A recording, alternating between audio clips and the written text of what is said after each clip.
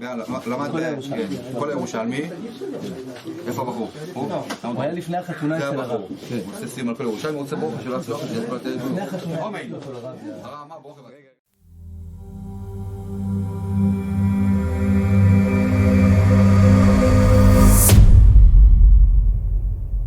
This is Shira Shirim Rabbah.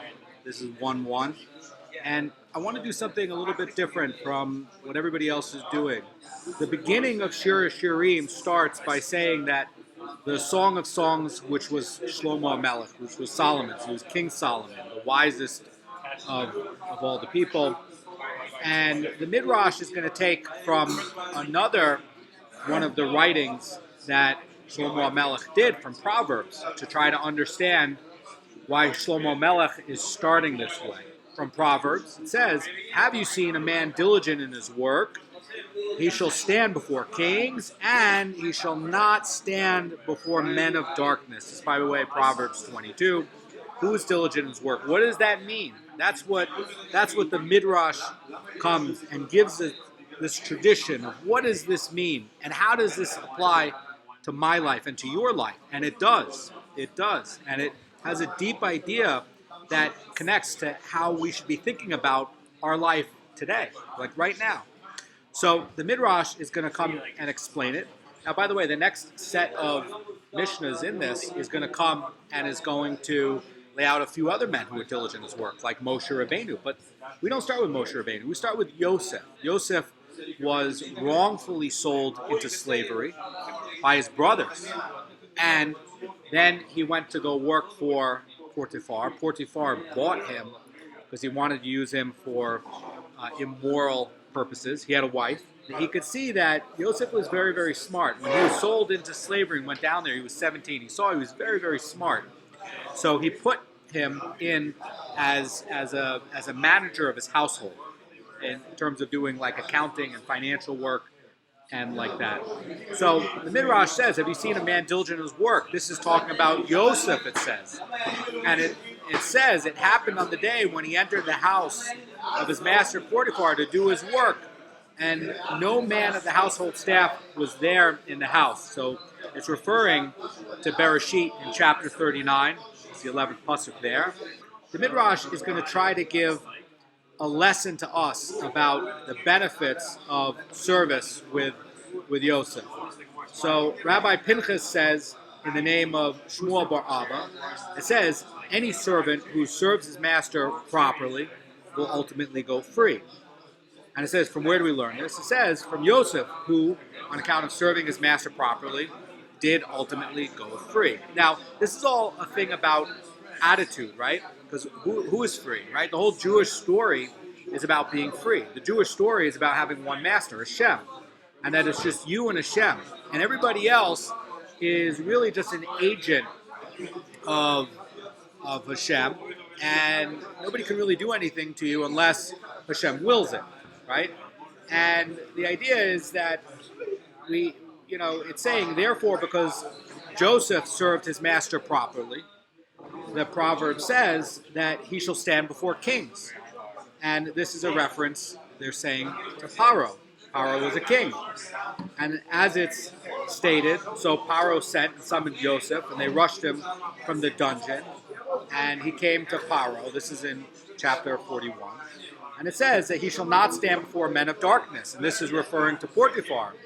And it says that because the Holy One, blessed he, darkened his eyes and emasculated him. In other words, measure for measure. Potiphar wanted to buy him, Yosef, and use him for immoral purposes. And in the end, measure for measure, for whatever reason, Paro decided to use him as a certain kind of servant that had to be emasculated. And so they emasculated him. They took a pair of scissors and emasculated him. So measure for measure we see. Now, we see, okay, Yosef is diligent in his work, and he was brought to freedom. Now, you can't really understand this without looking at the Meforshim. Sfas Haramis says about this, Yosef's diligence didn't come from a sense of duty to his master, who, wrongfully sold him into slavery or made him work or something like that. it's really from Yosef's profound awareness of the situation that he found himself in. In other words, in very much like a Purim story with Mordechai and Esther, they realize that Hashem is setting the chessboard, and that it's not a coincidence or an accident that he was sold into slavery and that he ended up in this house, and by the way, ended up in this situation, and by the way, ended up in a jail. Now, Yosef would end up marrying Potiphar's wife's daughter. So, not accidental. Hashem is setting the chessboard. What does that mean that we're a servant? It means that you and I, that we're always cognizant that Hashem is always setting the chessboard, that Hashem is always running things, and that whatever situation we find ourselves in, even a very dark one, like what Yosef found where he was languishing in a prison, that we keep in mind to say, hey, you know what? This is part of the divine plan. You know what? This is for the good. You know what? I'm a servant of Hashem. This is not accidental. And we see it in a different way. And this, by the way, what I find remarkable is really like a commentary on free will and determinism, and a passive belief versus an active belief. And what the Sfas Emes, as I understand it, is pointing out is that we, in our divine service, in order to stand next to Hashem and to be elevated as people, and to be brought on the top of the heap, to be elevated, is that we should always approach life in an active way, to say that this is from Hashem, and it's for the good. And even if I can't see it or perceive it right now, I know that I'm a servant of Hashem. Hashem is always active in the creation and is always setting the chessboard and arranging things. Now, that's not deterministic. We have free will. The Torah itself says you have the ability to choose between good and bad. And that's our role, right? We have the ability to choose to be a servant, to say that this is Hashem and have that confidence.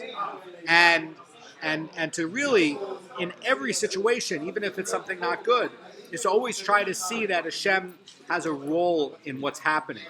Now, a passive role would be more of a deterministic outlook, where you're saying like, well, this just happened to me, and that was my luck, or that's how I was born, or that was a constellation, or something like that.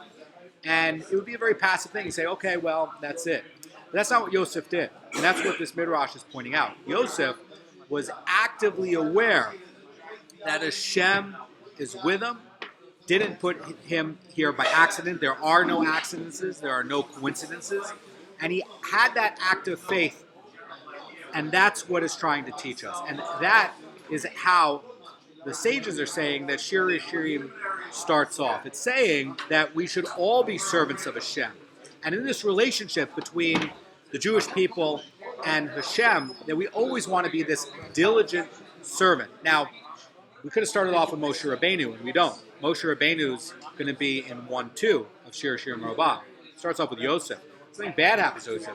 Miserable, sold into slavery, and then put into a prison. Ugh, terrible, right? But it's saying to us as a Jewish people that no matter what happens to us, and to you in your life, or to me in my life, we always have to have that active attitude to say that we have free will, and that we're always diligent in the service to Hashem, and we're always trying to connect to Hashem, and we're always trying to see Hashem's role in things, even if we don't understand it.